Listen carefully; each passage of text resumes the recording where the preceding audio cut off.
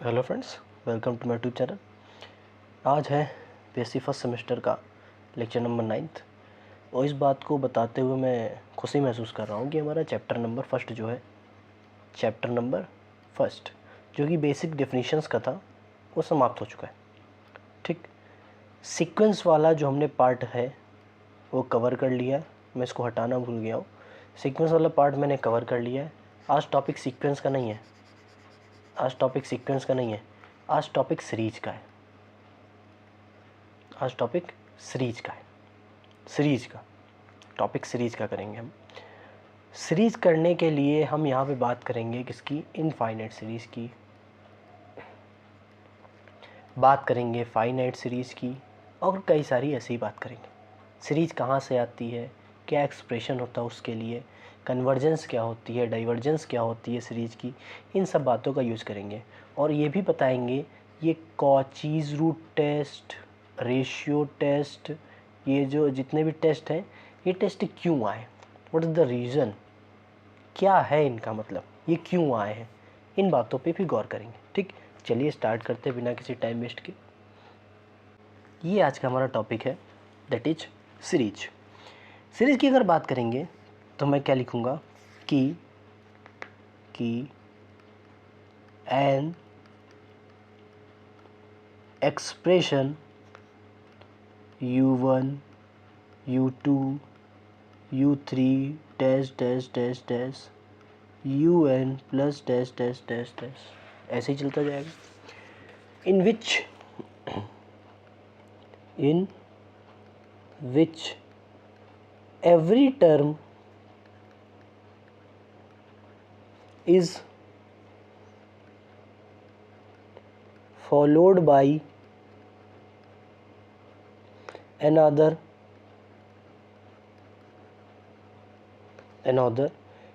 according to some definite law, according to some definite law is called a series,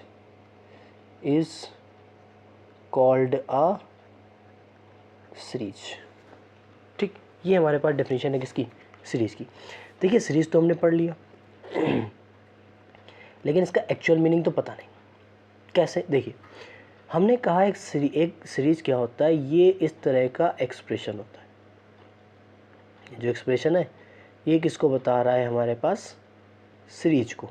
ठीक, और ये भी बता रहा है कि ये सीरीज तब होगी जब हर टर्म अपने पिछले वाले टर्म से किसी न किसी डेफिनिट लॉ के अकॉर्डिंग अटैच्ड हो। मतलब कोई भी दो टर्म्स के बीच में रिलेशन जो होगा वो कोई ना कोई एक डेफिनिट लॉ जरूर होगा। अगर दो टर्म को उठा लेंगे तो उनके बीच में कोई ना कोई डेफिनेट लॉ तो होगा ही, वो चाहे एडिशन का हो, चाहे सब्ट्रैक्शन का हो, चाहे मल्टीपल का हो और चाहे डिवीज़न का हो, बजाय कि वो ज़ीरो ना हो। अगर एडिशन और सब्ट्रैक्शन की बात करेंगे तो वो जो लॉ होता है वो अर्थमेटिक प्रोग्रेशन कहलाता था। मल्टीप्लिकेशन या डिवीज़न की बात करेंगे तो जो लॉ होता था वो ज्योमेट्रिकल प्रोग्रेशन कहलाता था कि नहीं? तो यही तो सीरीज है कि इनफाइनाइट सीरीज एक ऐसी सीरीज जिसमें इनफाइनाइट नंबर ऑफ टर्म्स होंगे और ऐसा एक्सप्रेशन डिनोट करेंगे जिसमें हर एक टर्म अपने पहले वाले टर्म से एक नए लॉ के द्वारा डिफाइन होगा। अगर एडिशन सब्ट्रैक्शन थे तो वो क्या हो जाएगा? Arithmetic progression. अगर मल्टीप्लिकेशन और डिवीजन से है तो वो क्या हो जाएगा? Geometrical progression. इसीलिए हम लोग कोई भी इनफाइनाइट सीरीज को एक टर्म नोट करते हैं, उसको सीधा लिख देते हैं क्या? सीरीज। उसको टर्म लिखेंगे वो क्या हो जाएगी? एक सीरीज। ठीक, एग्जांपल के लिए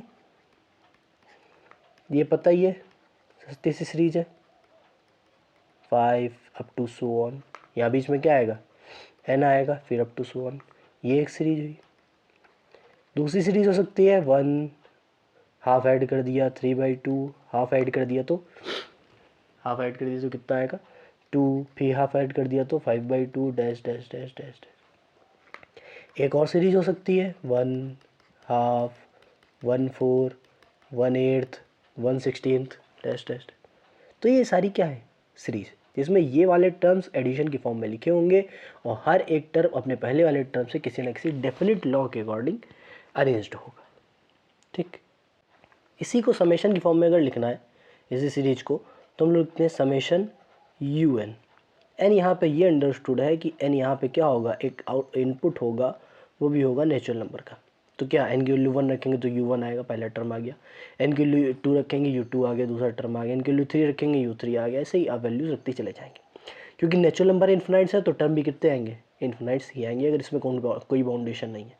ठीक, अगर हमने लिख दिया Sn बराबर हाँ n+1 डिवाइडेड बाई 2, तो 1 रखेंगे, 2 रखेंगे, 3 रखेंगे, 4 रखेंगे, 5 रखेंगे, 6 रखेंगे, तो यही सीरीज आएगी। तो ये इसका जनरल टर्म होगा, इस वाले को कहेंगे general term of a series, इस वाले को कहेंगे general term of the series.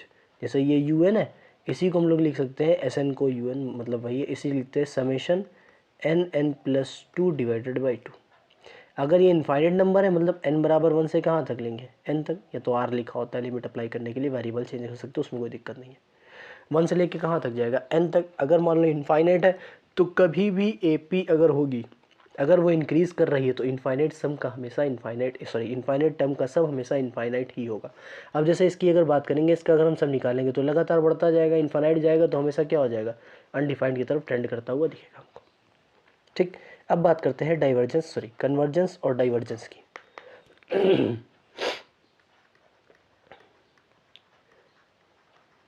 Convergence and divergence की बात। ठीक, सबसे पहले कन्वर्जेंस की बात करेंगे। कन्वर्जेंस क्या होता है, कन्वर्जेंस क्या होता है कि a series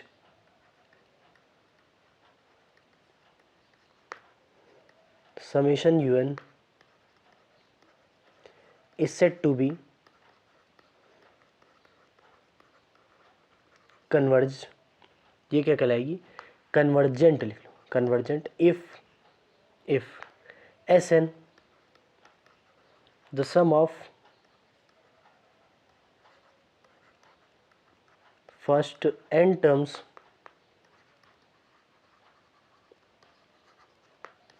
of the series. हमने कहा UN क्या कहलाएगी, कन्वर्जेंट। कब कहलाएगी, जब Sn sum of first n terms of the series tends to a fixed real number when n tending to infinity, then we said then that is limit n tending to infinity Sn बराबर S अगर आ रहा है, वो क्या है, real number का member है, तो हम ये कहेंगे that implies summation UN is convergent. ये हमारा एग्जांपल है कि समेशन UN क्या हो जाएगा, कन्वर्जेंट हो जाएगा।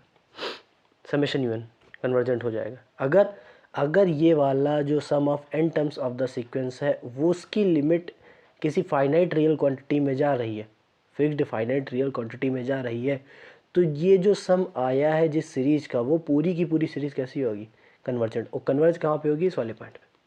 कन्वर्ज कहाँ पे होगी, इस वाले पॉइंट पे जहाँ पे लिमिट वैल्यू आ रही है। ठीक, डाइवर्जेंस के लिए भी वही a should to be divergence if Sn the sum of n terms of the series tends to, मैं यहीं से लिख लूँ, टेंड्स टू प्लस इन्फिनिटी और minus infinity when n tending to infinity. जब भी लिमिट की वैल्यू पार्शियल सम भी बोला जाता है इसको, या first sum of first n terms of the series, अगर ये इन्फिनिटी की तरफ जाती हुई प्रतीत हो या फिर माइनस इन्फिनिटी की तरफ जाती हुई प्रतीत होती है, तो ये वाली जो सीरीज है वो कैसी हो जाएगी, डाइवर्जेंट। ये वाली जो सीरीज है वो कैसी हो जाएगी, डाइवर्जेंट। ठीक, अगली जो सीरीज आती है वो होती है oscillatory series. Oscillatory series convergence और डाइवर्जेंस के हिसाब से सीरीज को अगर बांटे तो 3 प्रकार की होगी, कन्वर्जेंट सीरीज, डाइवर्जेंट सीरीज और ऑसिलेटरी सीरीज। ऑसिलेटरी सीरीज क्या बताती है,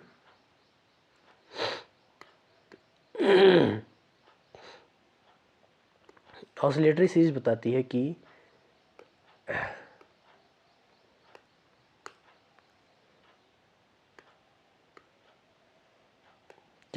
देखो, ऑसिलेटरी सीरीज बताती है कि ठीक, अगर कभी भी लिमिट हम निकालें, अगर कभी भी लिमिट हम निकालते हैं और ना ही वो डेफिनेट वैल्यू पे टेंड करती है, tending towards definite value, definite value पे टेंड नहीं करती है, और ना ही वो नाइदर प्लस इन्फिनाइट और माइनस इन्फिनाइट में टेंड करती है। जब टेंड ही नहीं करती है तो हम ये कह सकेंगे कि हमारे पास जो भी सीरीज है वो क्या कर रही है, ऑसिलेट कर रही है। ऑसिलेट का मतलब कभी इस वैल्यू पे, कभी इस वैल्यू पे, कभी इस वैल्यू पे, कभी इस वैल्यू पे, लाइक अ पेंडुलम, यहाँ से आएगी यहाँ तक जाएगी, ऐसे ही ऑसिलेट कर रही है, ऐसे ही यहाँ जाएगी, यहाँ जाएगी, यहाँ जाएगी, ऑसिलेट कर रही है। तो इस सीक्वेंस को क्या कहते हैं, ऐसे सीक्वेंस को कहते हैं ऑसिलेटरी सीक्वेंस। ऐसे सीक्वेंस क्या कहते हैं, ऑसिलेटरी सीक्वेंस। ठीक, आगे बढ़ते हैं एग्जाम्पल के साथ, कुछ देखते हैं कि एग्जाम्पल क्या रहेगा अपना, 1 2/3, 2/3 का स्क्वायर, 2/3 का cube and 2/3 to the power n plus dash dash dash dash so.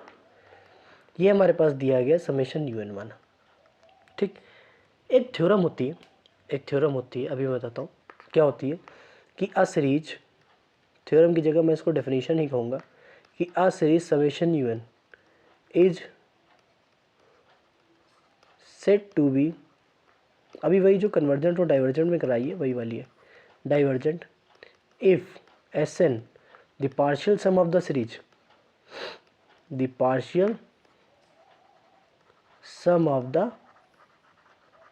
series certificate convergent for convergent नहीं, partial sum of the series, partial sum of the series नहीं, कॉमा लगाना पड़ेगा हमें, एक चीज़ याद रखना पड़ेगा, and if sequence Sn is convergent, divergent और ऑसिलेटरी। ये इंपॉर्टेंट चीज़ है, हमसे कहा गया है कोई भी सीक्वेंस तभी कन्वर्जेंट और डाइवर्जेंट होगा जब उसका पार्शियल सम, सीरीज का जो पार्शियल सम है उसका जो सीक्वेंस है वो कन्वर्जेंट, डाइवर्जेंट या फिर ऑसिलेटरी होगा। अब देखिए यहाँ पे हमने क्या ली थी, एक सीरीज, यहाँ पे हमने क्या ली थी, एक सीरीज, ये जो है वो क्या है, सीरीज। अब मैंने सीरीज का जो काम है वो कहाँ पलट दिया है, सीक्वेंस में। सीरीज का जो काम है वो कहाँ पलट दिया है, सीक्वेंस पे। तो सीक्वेंस तो आप पढ़ के आएंगे, तो सीरीज और सीक्वेंस को आप इंटरचेंज करेंगे, सॉरी इंटरलिंक करेंगे। ठीक, अब जैसे हम इसकी बात करेंगे तो हम पार्शियल सम निकालेंगे सन, ये जो है वो जीपी है, कॉमन रेशियो निकालेंगे, क्या आ जाएगा 2/3 डिवाइडेड बाई 1, तो कितना आएगा 2/3 which is less than 1। Formula क्या होगा, ए 1 माइनस आर की power N divided by 1 minus का आर, फॉर्मूला यही होता है। तो यहाँ से एक चीज़ आ जाएगी कि ये आएगा 1 माइनस 2/3 की होल पावर n। जैसे ही लिमिट लगाएंगे, लिमिट सॉल्व करनी आनी चाहिए आप लोगों को, लिमिट वैल्यू होती क्या है ये पता होनी चाहिए, limit n tending to infinity 1 minus 2/3 की होल पावर क्या आएगी n। अब ये देखो 2/3 जो है, बिकॉज 2/3 सॉरी एक मिनट, हाँ 2/3 जो है वो 0 से हमेशा बड़ा होगा लेकिन 1 से हमेशा छोटा होगा कि नहीं। तो 0 1 के बीच की क्वांटिटी मतलब 0 पॉइंट समथिंग की क्वांटिटी है। जैसे ही इस पर कोई भी पावर n लगाई जाएगी और ऐसी n होगी जो हमेशा n टेंड करेगा इन्फिनिटी की तरफ, तो वैल्यू कितनी देगा, हमेशा 0। ये वैल्यू हमेशा कितनी देगा, 0। ये वैल्यू हमेशा कितनी देगा, 0। इस बात का आपको याद रखना पड़ेगा, बहुत इंपॉर्टेंट बात है, इस बात को आपको याद रखना पड़ेगा।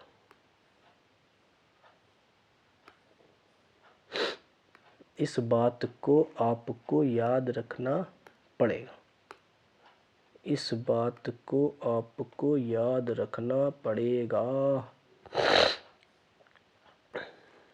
इस बात को आपको याद रखना पड़ेगा, ठीक, कि कब ज़ीरो होगा और कब ज़ीरो नहीं होगा, क्योंकि ये 2/3 जो है ना वो ज़ीरो से बड़ा है, 1 से छोटा है, इसीलिए जब इसकी पावर लगाई जाएगी n, और वो जो पावर है वो इन्फिनिटी की तरफ टेंड करेगा। इसका मतलब क्या है, 0 पॉइंट समथिंग जो है वो इनफाइनाइट टाइम मल्टीप्लाई होगा। तो 0.2 को अगर 0.2 में मल्टीप्लाई करेंगे तो 0.04 आएगा या नहीं, क्योंकि 4 आएगा और टू बार डेसिमल लग जाएगा, 0.04 आएगा। हमने तो 2 ही बार मल्टीप्लाई कराया है, तो क्या हुआ, एक डिजिट खसक गया आगे, एक डिजिट के बाद था, यहाँ 2 डिजिट के बाद आया। वैसे ही इनफाइनाइट टाइम मल्टीप्लाई करेंगे तो इतने number, infinite number of digits के बाद डेसिमल आएगा, इसलिए इसको वैल्यू किसके बराबर मानेंगे, 0 के बराबर। जैसे ही ये 0 हो जाएगा, लिमिट वैल्यू कितनी आएगी, 3। ये एक फाइनाइट रियल क्वांटिटी है या नहीं, ये एक फाइनाइट रियल क्वांटिटी है या नहीं। अगर ये फाइनाइट रियल क्वांटिटी है, इसका मतलब ये क्या है कि ये सीरीज कन्वर्ज करेगी, अन्यथा कन्वर्ज नहीं करेगी। अब ये सीरीज कन्वर्ज कर रही कि नहीं, अब ये सीरीज कन्वर्ज कर रही कि नहीं, मैंने देखिए यहाँ पे लिखा था सीरीज, ये सीरीज है। सीरीज के बारे में पढ़ लिया, सीरीज होती क्या है, सीरीज को समझेंगे कैसे। अगला टॉपिक हम लोगों ने ये पढ़ लिया है कि कन्वर्जेंट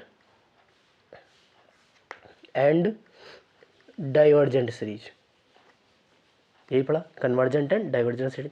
उसके बाद हम लोगों ने पढ़ लिया क्या, ऑसिलेटरी सीरीज। ऑसिलेटरी सीरीज के बाद हम लोगों ने ये वाला इंपॉर्टेंट टॉपिक पढ़ा है कि एक सीरीज तभी कन्वर्जेंट होगी जब उसका पार्शियल सम का सीक्वेंस भी कन्वर्जेंट, डाइवर्जेंट या फिर ऑसिलेटरी होगा। एग्जाम्पल बता दिया, ये कोई एक सीक्वेंस है, ये कब होगा, कब कन्वर्जेंट होगा, कब डाइवर्जेंट नहीं होगा। अगर वैल्यू फाइनाइट आ रही है तो कन्वर्जेंट है, अगर फाइनाइट नहीं आ रही तो डाइवर्जेंट है। ठीक, तो आज के लिए इतना ही, मिलते हैं अगली क्लास, तक के गुड बाय।